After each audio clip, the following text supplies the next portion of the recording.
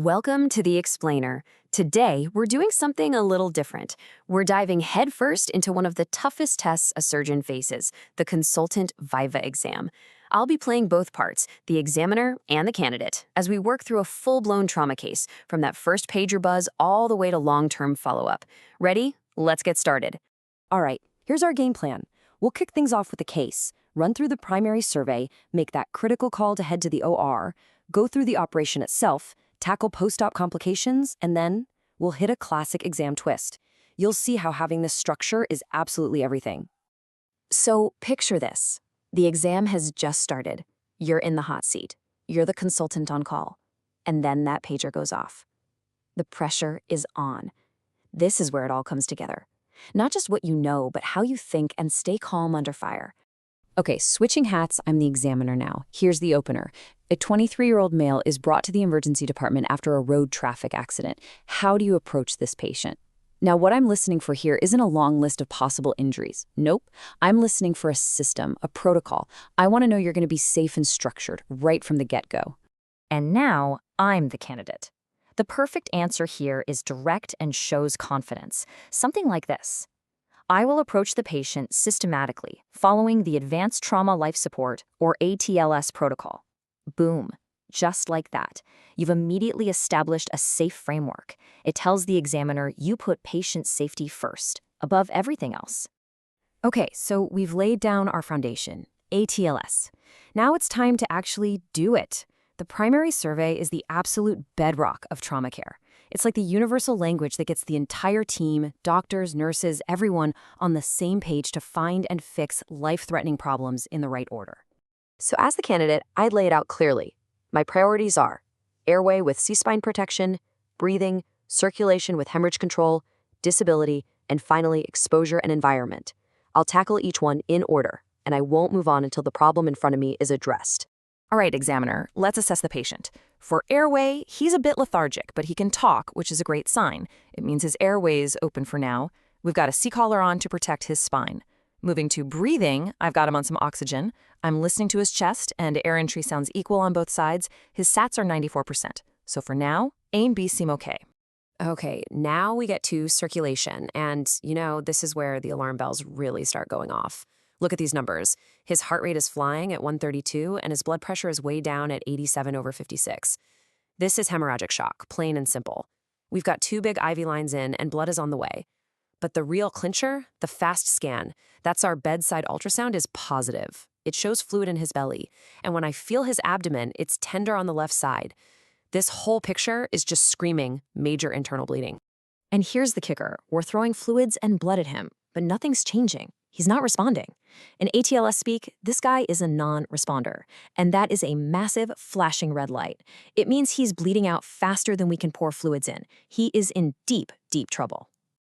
Okay, just to wrap up the primary survey, for disability, his GCS is 14 out of 15. He's losing a point probably because he's in shock, but no signs of a specific brain injury right now.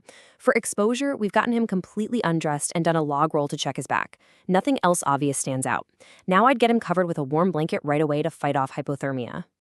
And this right here is probably the most important lesson of the whole scenario. A hypotensive trauma patient who isn't responding to fluids and has a positive fast scan needs one thing and one thing only: a trip to the operating room. Not to the CT scanner, not for more tests, straight to the OR. That's a huge exam point. So that leads us right into our next phase. We know the problem, we know where this is headed. The Viva is now going to test us on something different. Can we make the call? And can we get the whole hospital system moving and fast? So, as the examiner, I'd lean in and push. The patient remains unstable. What is your definitive next step? I'm not looking for waffling here. I want one clear, decisive answer. And as the candidate, you give it to them, no hesitation. My next step is an emergency exploratory laparotomy. That's it. Short, sharp, and absolutely correct. And while we're moving, I'm on the phone. I am personally calling the OR charge nurse, the consultant anesthetist, and the blood bank, and I'm specifically telling them to activate the massive transfusion protocol. I'm asking for a cell saver and a rapid infuser, and I'm making sure that room is warm to prevent hypothermia. If I can, I get consent from the patient, but if he's too unstable, we proceed. We have to save his life. All right, we're in the OR. The mad dash from the ER is over. Now the focus shifts. The Viva is about to test our surgical skills, our technical knowledge. The patient is on the table, and we've got to find and stop that bleeding. How do we do it? So my next question as the examiner is all about the how. Describe the key steps of your emergency laparotomy. I want to hear a safe, logical, and efficient plan. Okay, I'm making a big midline incision, from his breastbone all the way down to his pubic bone. I need to see everything. The second I'm in, I expect a belly full of blood. First job, get it out. Suction it, scoop it out. I need to see what's going on. Then, the most important next step, I systematically pack all 4 quadrants of the abdomen. Liver, spleen, pelvis, everywhere. This puts pressure on everything, like putting your thumb on a garden hose. And this is key. It buys the anesthesia team time to catch up on resuscitation. Once the patient is a bit more stable, then and only then do I start taking the packs out one by one, starting where I least suspect the injury is.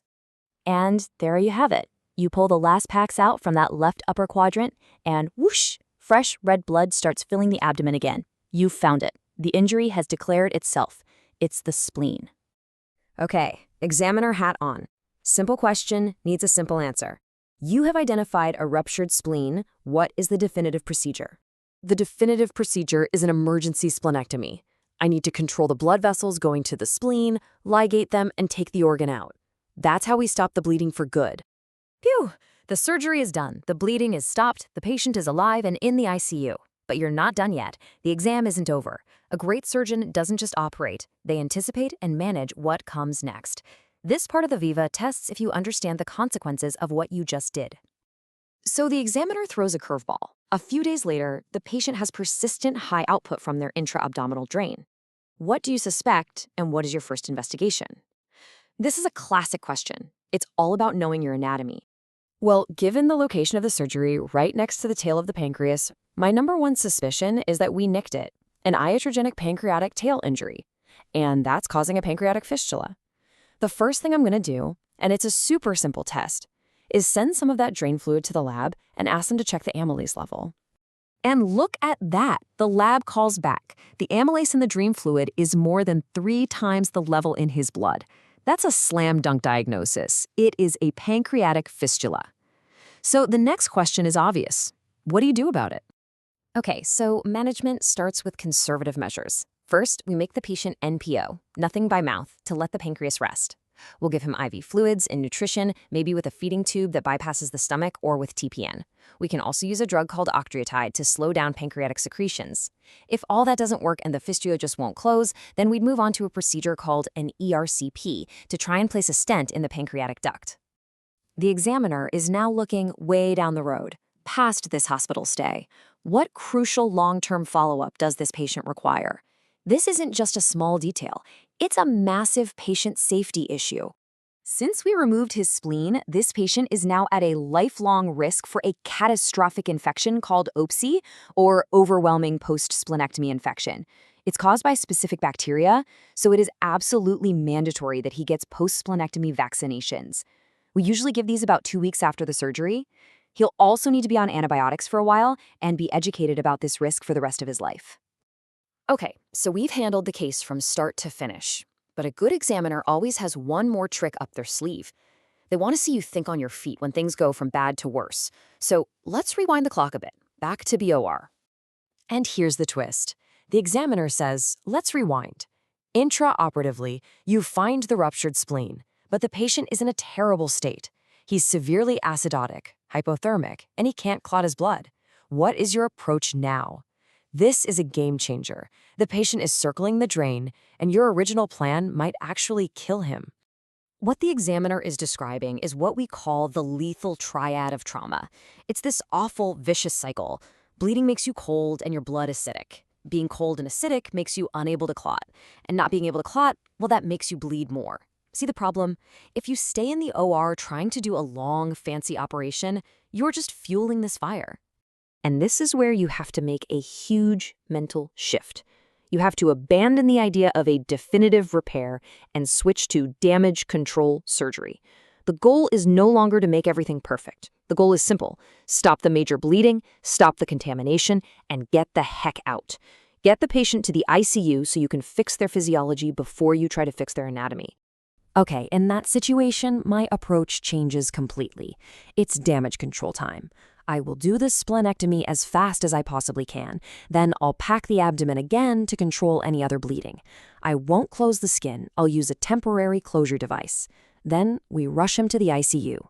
The priority there is warming him up, correcting the acidosis, and giving him clotting factors. We'll plan to come back for a second look surgery in 24 to 48 hours, once he's stable enough to tolerate it. So let's just boil this all down to the absolute must-know points. 1. Always start with a structured ATLS approach. 2. If your trauma patient is hypotensive, not responding to fluids, and has a positive FAST, they need the OR, period. 3. Know the steps for a trauma laparotomy, cold. Incise, evacuate, pack, resuscitate, explore. 4. Recognize that lethal triad and know when it's time to switch to damage control. And finally, number 5, don't ever forget the long-term stuff, especially those post-splenectomy vaccinations. So there you have it. One high-stakes trauma scenario from beginning to end. You've passed this one. But the principles we talked about, that structured approach, making decisive calls, and knowing when to change your plan, they apply to everything.